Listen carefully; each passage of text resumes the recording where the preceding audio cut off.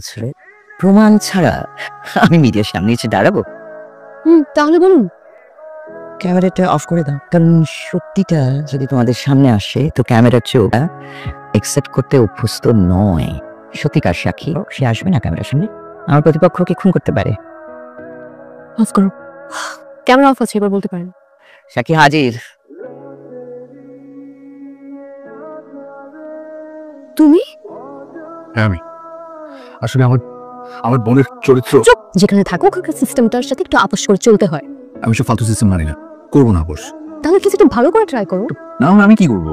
ঠিক আছে, তুমি ট্রাই করতে থাকো। আর এদিকে যখন আমার বিয়ে হয়ে যাবে তোমার এই যোগ্যতা ধুয়ে তুমি পানি খেয়ে। মানে বাঙালি মানে হচ্ছে এই বিয়ে শাদী সংসার জীবনে কোনদিন উন্নতি করতে পারলো না। উন্নত চিন্তাশীল বুদ্ধিজীবী। এই যেমন তোমার চিন্তা ভাবনা যদি একটু উন্নত হতো তাহলে বিয়ের পিনটা মানে একা ঘরে চাপাতে না। তোমাকে ভালোবেসে আমি আমার জীবনের সবচেয়ে বড় জমাটা খেলেছি। মনে যে কেন যে মেয়ে জমাইলাম না। তো নিজেকে দেখ, তোর হবু জামাই একজন বিসিএস ডক্টর, তোর মতো একটা ফার্স্ট ইয়ারে পড়া ছাগলকে বিয়ে করার জন্য পাগল হয়ে আছে। হ্যাঁ বাবা আসছি। ছেলের বাবা ফোন করেছিল, সবকিছু ঠিক আছে আমাদের, কিন্তু ওদের খানদানি ব্যাপার তো, 500 গেস্ট আসবে, তো খানদানি খাবার তৈরি করতেই হবে, 5 ভরি সোনা দিতেই হবে, টুকটাক আসবাবপত্র দেওয়া লাগে এই আর কি। না করে দাও, এরকম থার্ড ক্লাস ছোট লোক বনেদিদের সাথে কোনো সম্পর্ক করার দরকার নেই। দুনিয়ার সম্বন্ধে তো কোনো ধারণা নেই, ভালো ছেলে ভালো বংশ খুঁজে আনা এত সহজ না। ব্যাংক লোন তো অনেক ঝামেলার ব্যাপার, বহুত ঝামেলা। টাকাটা তো আমার ইমিডিয়েট দরকার। সুদে টাকা জানি কি? সুদের যে পার্সেন্টেজ ওইটা দিতে দিতেই তো জীবন শেষ। কিন্তু চল, তো বসের সাথে দেখা করতে চাচ্ছি। ওয়েট করেন, আমি দেখছি। ওনার কথাই বলছিলাম সামাচ্ছে। কি কাহিনী? ভাই ওনার মেয়ের বিয়ে, 10 লাখ টাকা লাগবে। সমস্যা নাই, আজকালকার মানুষের জ্ঞান আছে, নীতি নাই। টাইম টু টাইম আমার সুদের টাকা পরিশোধ করবেন, তাহলে কোনো অসুবিধা নেই। কিন্তু আপনি যদি কোনো উল্টা উল্টা করেন, আর নীতি আর বিবেক ঠিক রাখা মুশকিল। আপনি কোনো চিন্তা করবেন না। তাহলে ইসলাম রেডি কর।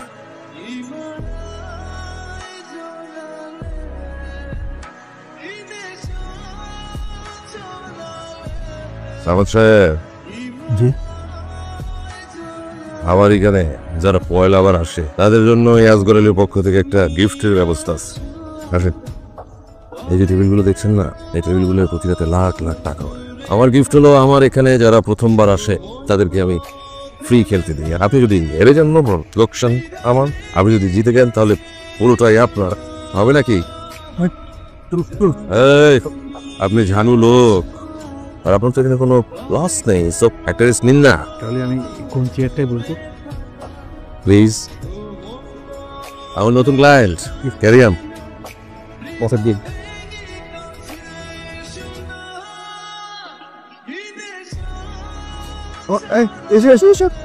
এত বাচ্চার সাথে আরে তুমি ধরে না, এইগুলি তো ইন্টারভিউ দিতে যখন যাবি তখন এটা বলবি। কি হলো, তুমি দাঁড়িয়ে আছো কেন?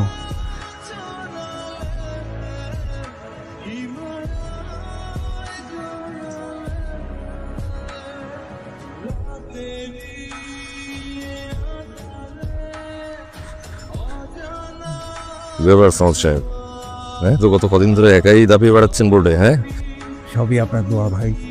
আমার দোয়া? খেলেন ভাই খেলেন, আপনি জাত জুয়ারি, ভাগ্য আপনার পক্ষে আছে। তো লাইমলাইটে আসার জন্য একটু বড় সড় নিউজ দরকার। আচ্ছা তুমি কাজ করো, তুমি আমাকে নিয়ে একটা নিউজ করে ধরো। একটা প্রমোশন লাগবে আমার। নিউজ অবশ্যই আছে। কি নিউজ? রাতের বেলা জুয়ার আড্ডা বসে, আর এর প্রভাব কিন্তু মানে মাদকের চেয়ে দ্রুতগতিতে ছড়াচ্ছে। আমাদের আশেপাশে তো অনেক মানুষ আছে, দেখতে খুবই নর্মাল, ওরা কিন্তু জুয়ার নেশে আসক্ত। দেখিয়েছেন কোনো উপায় নেই? মানে না, তারা তো নর্মালি, তবে বেশিরভাগ সময় তারা বিভিন্ন ধরনের অজুহাত দিয়ে বাসা থেকে বের হয়ে যায়, স্পেশালি রাতের বেলা। রাতের বেলা? আবিদ ওর সাথে এখন বাসায় এলো না। ফোন করো। ফোন বন্ধ পাচ্ছি, বলছিল তো 7টার মধ্যে চলে আসবে। হ্যালো ঝুমুর, ওই ওর সাথে আসলে সকালবেলা বের হয়েছে, এখনো ফেরেনি। আচ্ছা আচ্ছা আচ্ছা, তিথি নাম্বারটা আমাকে একটু টেক্সট করে দাও না প্লিজ। মারেন নইলে ছাড়েন। আচ্ছা আচ্ছা, যদি আবার কথা আমাকে একটু জানাবেন প্লিজ, এটা আমার নাম্বার। আমি দেখছি।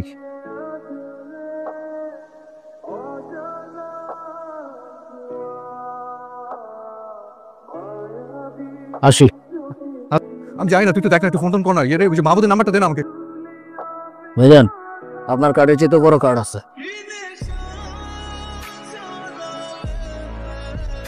ওর কি কোনো অ্যাফেয়ার ট্যাফেয়ার আছে এরকম কোনো কিছু? না না ভাইয়া, এরকম হলে তো অন্তত আমাকে বলতো। আচ্ছা ঠিক আছে ঠিক আছে, ও ফোন করে আমাকে জানায়।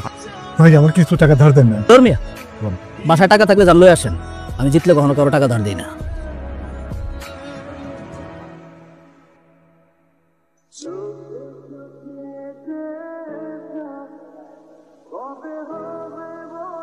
হ্যালো, হ্যাঁ আমি জিডি করলাম। কি ব্যাপার, কি এত জরুরি কাজ যে একটা মিনিট ফোনে কথা বলা যাবে না? এই একটা জরুরি কাজ নিয়ে ব্যস্ত আছে। ওর সাইকেল ও বাসায় ফিরে না, আবির যখন গেছে তখন কোনো টেনশন নেই। একটা কাজ করো, আমার জন্য একটা চা বানাও, আমি খুব ক্লান্ত।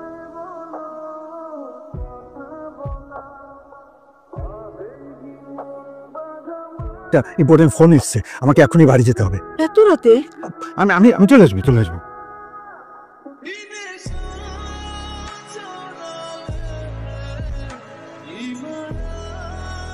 একটু টাকা পয়সা বাড়ায় নিয়ে এসেন, ভালো থাকেন, আইসেন। কি ব্যাপার সমাজ সাহেব, বাড়ি ফেরেননি? রবে প্রেম, প্রেমে মৃত্যু, টাকার প্রেম বড় ভয়ঙ্কর। জি জি জি, আমি অবশ্যই বড় বলছি। স্যার বুঝলেন কি হয়েছে? কি হয়েছে? কিছু অ্যাক্সিডেন্ট থাকে যেগুলো খুব নির্মম। কি হয়েছে ও? She has been rape. অনেক কষ্ট, অনেক যন্ত্রণা হচ্ছে না। কিচ্ছু হবে না, কিচ্ছু হবে না। আমরা সবাই একসাথে বাড়ি ফিরবো। তুই শুধু একটা কথা আমাকে বল, তুই ওদের কাউকে চিনিস? কারণ আমি বেসিক্যালি কিছু রাখি। টেলিফোন রিসিভ করেন না, কাহিনী কি? আজকে ভাই আমাকে একটা সপ্তাহ সময় দেন। তোর সব টাকা শোধ করা লাগবে না, তুই আগে আমার জুয়ার ধারের টাকা শোধ কর। তোর পরিবারের কথাটা একটু ভাবিস। আমি আজগর, জাতবাজি কর। আপনি জানেন আপনি কার নামে মামলা করতে এসেছেন? একটা জানোয়ারের নামে। এটা তো একটা আবেগের কথা বললেন। মেডিকেল রিপোর্ট এনেছেন? ঠিক। চাচা শোনেন না। হ্যালো, ওসুম চাচা কি করলো জানে? আমার উঠেছে না, আমি মরে যাবো না। অনেক কম কম বাইরা আপনার নাম বললেছি। যখন থেকে তুমি রাতে বাসায় ফিরতে না, তখনই বুঝতে পারছিলাম কিছু একটা ঘাপলা হচ্ছে, কিন্তু সেটা যে এত ভয়ঙ্কর সেটা কল্পনা করিনি। আমি লোন করেছিলাম। তোমার ফ্যামিলির জন্য করেছো, আর সমস্ত দোষ নিজের কাঁধে নিয়ে নিজেকে শাস্তি দিচ্ছ। চলো বাসে চলো, আমাদেরকে ফেলে ফেলে যেও না বাবা, প্লিজ যেও না। আন্টি খাবার নিয়ে এসছি, খেয়ে না। আবেগ দেখো, হর্ষ কিন্তু আমারও বোন। আমি বসে বসে সহ্য করবো না। না কেন, তার শাস্তি পেতেই হবে। আন্দোলনে তাদের একটাই দাবি, তারা ধর্ষককে শাস্তি চায়। দেখো, আমি আগে বলেছি আসলে আমার প্রতিপক্ষে একটা ষড়যন্ত্র। আমার যেরকম নাম সেটা নষ্ট করা, আমার ব্যবসা বাণিজ্য ক্ষতি করা। আপনার কাছে কি প্রমাণ আছে? প্রমাণ? তুমি কি জানো এই জগতে আমার অভিজ্ঞতা কত বছরে? প্রমাণ ছাড়া আমি মিডিয়ার সামনে এসে দাঁড়াবো? তাহলে বলুন। ক্যামেরাটা অফ করে দাও, কারণ সত্যিটা যদি তোমাদের সামনে আসে তো ক্যামেরার চোখ একসেপ্ট করতে অভ্যস্ত নয়। সত্যিকার সাক্ষী সে আসবে না ক্যামেরার সামনে, আমার প্রতিপক্ষকে খুন করতে পারে। অফ করো। ক্যামেরা অফ আছে, এবার বলতে পারেন। সাক্ষী হাজির। তুমি? হ্যাঁ আমি আসলে আমার বোনের চরিত্র। তুমি যে এত বড় মানুষ আমি কল্পনাও করতে পারি না। আমি আপনাকে আগেই বলেছিলাম তোমাদের ব্যবহৃত ক্যামেরার চোখ সত্যি দেখতে অভ্যস্ত নয়। চল। খুশি? হ্যাঁ, তুমি তো চেয়েছিলে আমার ছেলেকে জেলের ভাত খাওয়াতে। সত্যি চেয়েছিলাম, শুধু শুধু দেয়ালটাকে ঠেলে লাভ কি? দেয়াল তো আর নড়বে না, তার চেয়ে যদি পকেট ভর্তি টাকা এসে যায় ক্ষতি কি? কিন্তু এই মুহূর্তে তো আমি তোমার টাকা পয়সা দিতে পারবো না। প্রতিপক্ষকে এত দুর্বল ভাবাটা ঠিক না।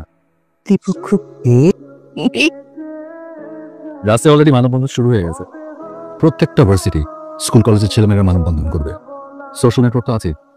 জনগণ যদি মনে করে তোমাকে হুমকি দিয়ে জোর করে স্বীকার করানো হয়েছে, সেজন্য একটা ছোট্ট প্ল্যান আছে। বলো প্ল্যানটা শুনি। ঘটনাটা ঘটে 17 তারিখ। 15 তারিখ রকি একটা মারাত্মক সড়ক দুর্ঘটনায় আহত হয়। সে 15 তারিখ থেকে হাসপাতালে ভর্তি। তার বাঁচার সম্ভাবনা মাত্র 50%। এই টোটাল কাগজপত্র এবং হসপিটাল আপনাকে ম্যানেজ করতে হবে। পাবলিক সিম্প্যাথিও চলে যাবে মরণাপন্ন রোগী দেখে। নিউজ কভারেজটা মাথায় রাখবেন। অনেক বুদ্ধি। আব্দুল, তোকে 30 লাখ টাকা দিয়ে দাও।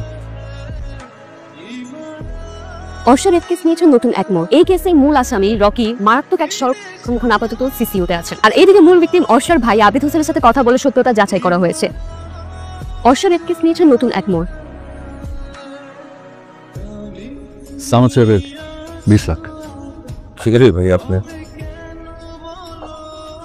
বাজি করার যে জীবনে কোনোদিন কোনো বাজিতে হারিনি। তাহলে হয়ে যাক একজন। জন্মের পর থেকে এখনো পর্যন্ত আমি কোনো বাজিতে হার। বাঘ আর বেড়ালের পার্থক্যটা আমি খুব ভালো বুঝি। আপনি জুয়ার রাজ্যে একটা মাঝারি মাপের বেড়াল, এমন কোনো বাজি নাই যেটা আজগর বাজিকর খেলে নাই। তাহলে হয়ে যাক, রিপোর্টটা দেখি। মেয়ে রকির শারীরিক অবস্থার ধীরে ধীরে অবনতি ঘটছে। পেশেন্টের আয়ু 1 সপ্তাহ নির্ধারণ করে দিয়েছে। পেশেন্টের সেরে ওঠার সম্ভাবনা খুবই ক্ষীণ। এখন বলুন সে বাঁচবে না মরবে? কঠিন বাজিকর। Time over. আমি বলছি সে বাঁচবে। 1 সপ্তাহের মধ্যে সে পুরোপুরি সুস্থ হয়ে উঠবে। 10 লাখ।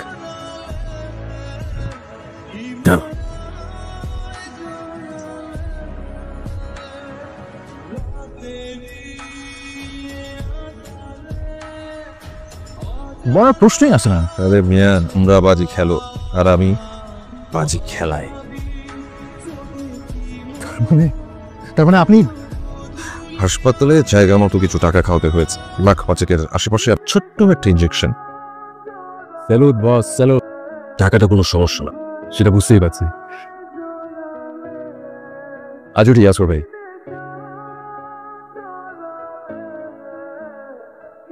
24 ঘন্টা হয়ে গেছে। এটা নিয়ে ঠিক বাড়াবাড়ি করা ঠিক হবে না। আসল ঘটনা জানাজানি হয়ে গেলে